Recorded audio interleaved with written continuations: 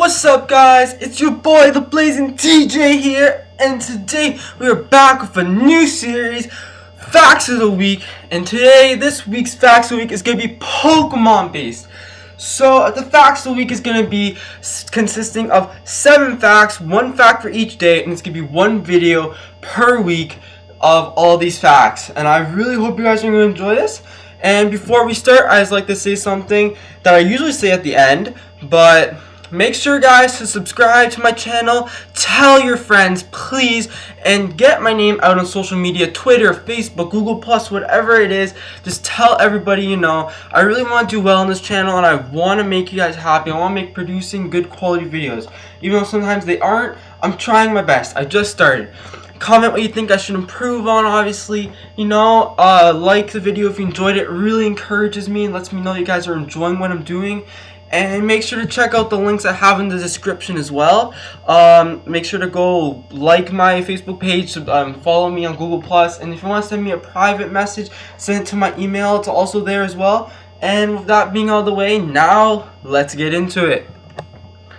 So, at fact number 7, we have, in the red/green beta, Venomoth was originally Metapause evolved form, and Butterfree was originally Venonat's evolved form. So this is a little weird. So we have Venonat, who is typically Venomoth's evolved form, as you can see. Down below I have what it should be. So we have the little furry hairball, but originally he was supposed to evolve into Butterfree.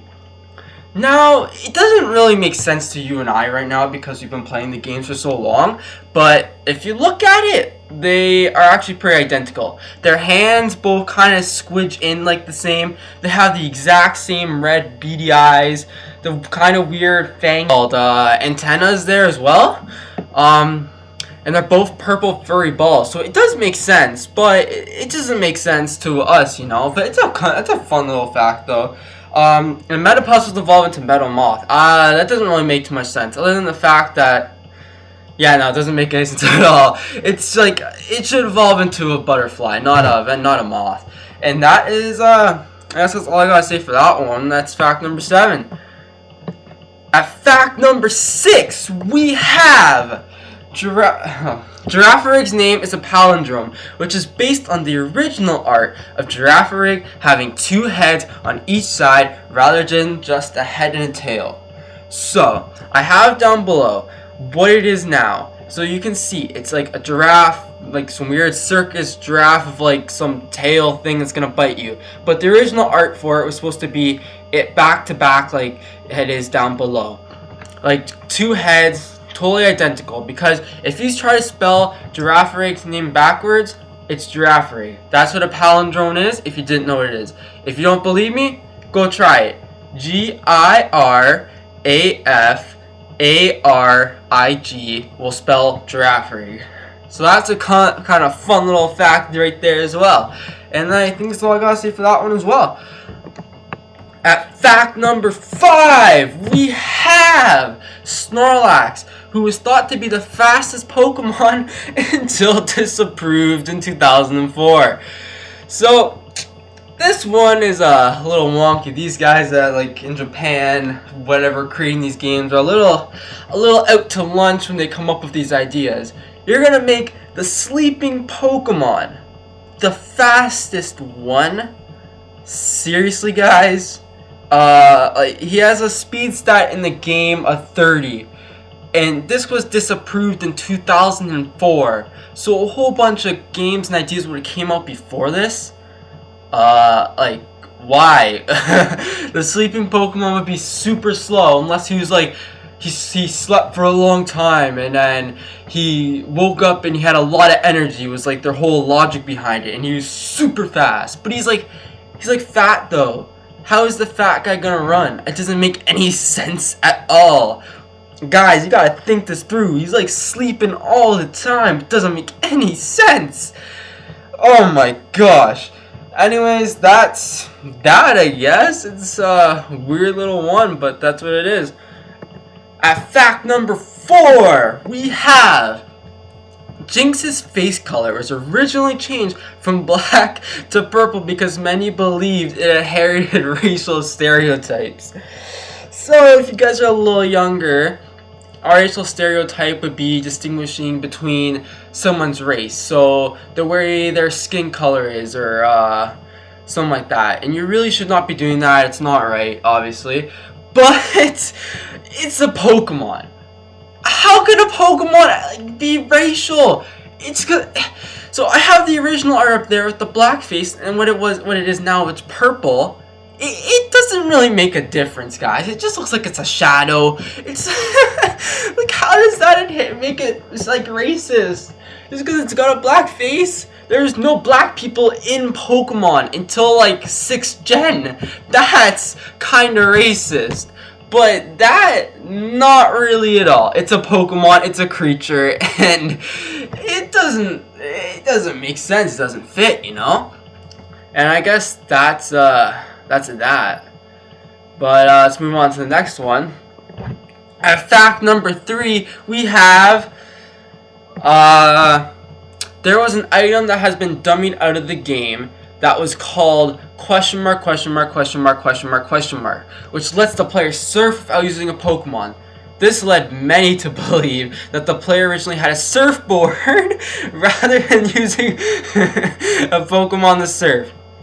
So, I have a picture of Pikachu surfing below, but imagine your character from the original games, red and blue, black and white, on a surfboard. He's just like surfing across, he's like boom, boom, boom, boom, boom. He's just going across the water. He doesn't need no Pokemon, he's not like abusing them.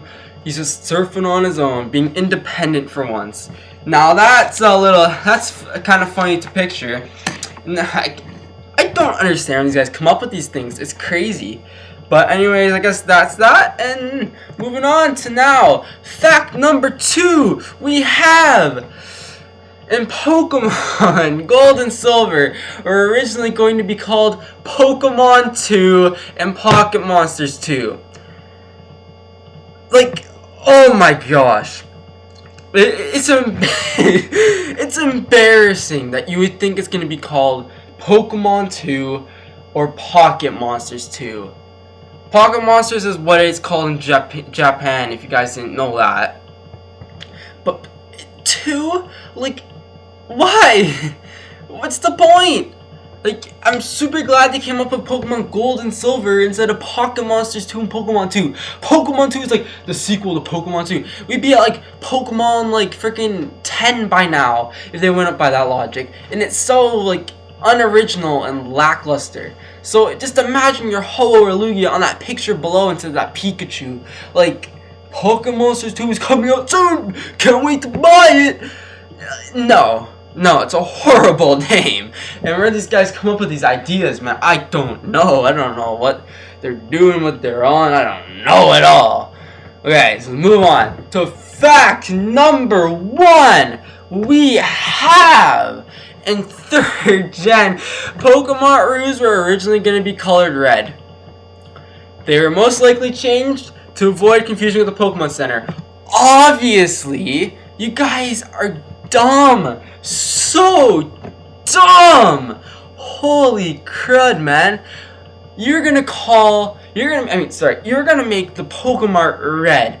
You know how much confusion that would cause? People would run into the Pokemon thing and get healed up, and then they'd be like, oh crap. It'd be such a waste of time, honestly.